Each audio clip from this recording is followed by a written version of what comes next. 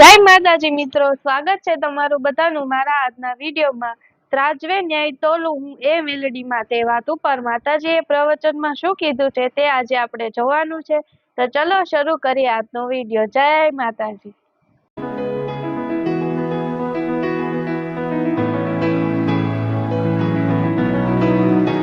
ભલે જય માતા એમની માતાજી। પોતાની રહી, પણ રવિવારના દિવસે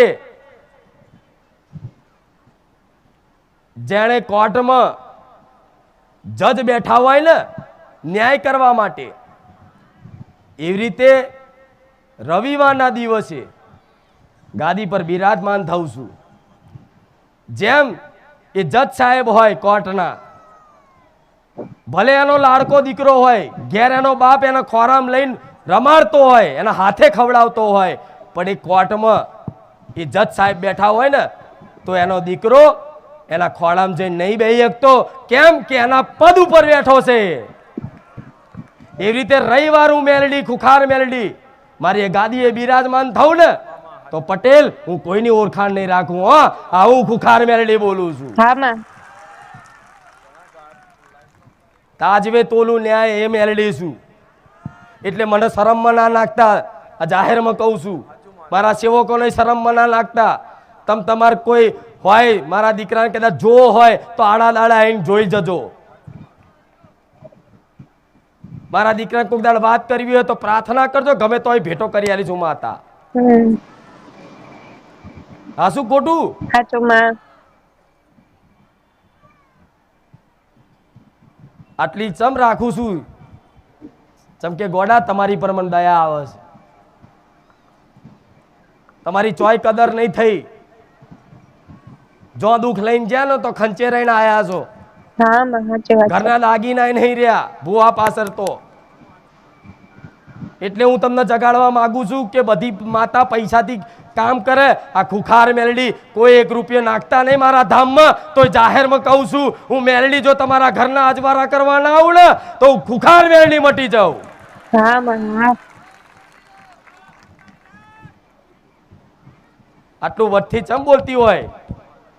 વડા સોલંકી પેઢીની માતા છું હું, કોઈ નાત જાતની માતા નહીં બતાવતી, પણ એમના વડવાઓએ જે સેવા કરી, જે પુણ્યદાન કર્યા, જે ધર્મનું પાલન કર્યું, એ ધર્મનું પાલન કરવાથી આ પેઢીમાં મારા જેવી મેલડી આટલા વર્ષે જાગૃત થઈને જાહેરમાં બોલે। એનું કારણ એક જ છે કે મારા દીકરાની ભક્તિ તો ખરી, પણ એના વડવાઓની જે પુનઃ હતી ને બાપ દાદા, એમના બાપ દાદાની જે ઈમાનદારી હતી ને એ ઈમાનદારીનો વટ લઈને ઉતરેલી મેલડી છું। એટલે દરેકને શીખવાડીશ, મારા ધામમાં આવો તો સ્વાગત છે દરેકનું મારે જ આ ધામમાં। પણ નાના બનીને ધામની પવિત્રતા રાખીને શિસ્તા રાખીને આવશો ને તો બહુ જલ્દી સુખ લઈ જશો મારી જોડથી। લઈ જાઓ, ખાલી નહીં થવું। ત્યાં સમુંદર શું લઈ જાઓ, લઈ જાઓ, મફતમાં બેઠી છું એવું માની લો। અરે મારું મંદિર નહીં બને તોય પટેલ મને કોઈ ચિંતા નહીં। તમે રાજી, હું મેલડી રાજી છું। જાઓ, તમે ખુશ, હું મેલડી ખુશ છું। મારો ભગવાન જો સુધી કદાચ ગાદી ચાલુ રખાવશે ને તો લગીન તો મારી ગાદી ચાલુ રહેવાની। મારા ભગવાનની ઈચ્છા નહીં હોય ને એ દર તમને હાથ જોડીને કહી દઈશ કે હું ગાદી પર નહીં આવું, પણ મારો ભગવાન જો લગીન બેઠો છે ને તો લગીન તો આ ગાદી ચાલતી હતી, ચાલે છે અને આવનારા ભવિષ્યમાં ચાલવાની।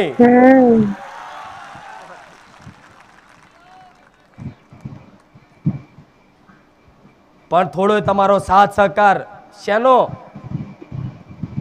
સેવકોના આદેશનું પાલન કરી અને નિયમોનું પાલન રાખજો મારા ધામમાં। લડાલડ ના કરતા। આમ તો જો આટલી બધી ભીડ હોય છે તો કોઈ એકબીજા જોડે બાંધતું નહીં। લડે છે કોઈ? ના માં। નકર આટલો મેરો ભેગો કરો શું થાય? જાણો છો શું થાય?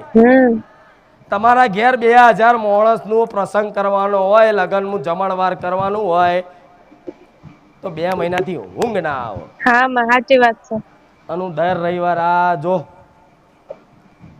આવું જાહેરમાં આવું આયોજન કરતી હોય ને તો આ પ્રત્યક્ષ પ્રમાણ છે, જોઈ લેજો જોવી હોય તો. ખાલી બકરાના રૂપમાં ખાલી ફોટામાં દેખાવ છું એ જ તે, અને આ રૂપમાં જોવી હોય તો ખાલી પ્રાર્થના કરી જો કે માં ખુખાર મેલડી ચુંદડીના રૂપમાં તો તને જોઈ, ચુંદડીના રૂપમાં તો તું મને સપનામાં આવી, પણ માં બકરાના રૂપમાં એક વખત દર્શન આવજે, જો ના આવું તો ગોળાવ રોમવારી મેલડીને. એટલે આવા નિયમોનું પાલન રાખજો. દરેકને કહીશ, રવિવાર એટલે મારો દિવસ છે, આડા દિવસ આવશો તોય વાંધો નહીં, દર્શન કરો. પણ મોટું મંદિર નથી, ધામ નથી, ખાલી જગ્યા છે વ્યવસ્થા માટે, એટલે તમારે રહેવા ઊંઘવાની વ્યવસ્થા અહીં નથી હોતી ને, એટલે આડા દિવસ ના પાડે. જો મંદિર હોય ને તો હું તો કાયમ કહું, કાયમ આવો, હું રોજ બેઠી છું. થશે થશે, મને કોઈ મંદિરનો કોઈ મોહ નહીં. હું જાહેરમાં તો બોલું છું કે જો મને મંદિરની ચિંતા હોત ને તો 5-7 વર્ષ રાહ ના જોઉં, બની જાય. ખાલી હુકમ કરું ને, મારા ભક્તો એમના ઘરના દાગીના વેચીને મારું મંદિર બનાવે એવા છે. એમની જોડે ભલે કશું ના હોય આલવા માટે તોય બનાવે, મને એટલો વિશ્વાસ છે. જેવો તમને આ વાતનો વિશ્વાસ છે ને એવો મને માતાને તમારી પર વિશ્વાસ છે. ખાલી કહું ને તો મારા ગરીબ ભાવિકો ભેગા થઈ અને મોટું ભગવાન જેવું મંદિર, અયોધ્યા જેવું મંદિર બોધ્યા લે એવા છે. પણ ના, વનવાસ મારા ભગવાને 14 વર્ષ વનવાસ ભોગવ્યો ને તાર રોમ બન્યા છે. આ શું ખોટું? મારા ભગવાને 14 વર્ષ વનવાસ ભોગવ્યો ને તારે શ્રી રામ બન્યા છે. આ મારી વસ્તીનો, મારી માતાનો આ વનવાસ જ છે. જો મારા ભગવાનની કૃપા થઈ જાય ને તો મારે કોઈ જોડે હાથ લોબો નહીં કરો, વગર હાથ લોબો કરી. અને જો ભવ્ય અને દિવ્ય પ્રકાશમય અલૌકિક સુંદર જો મંદિરની સ્થાપના થાય ને તો મોનજોગ મારો રોમ મારા ધામમાં જાગતો બેઠો છે.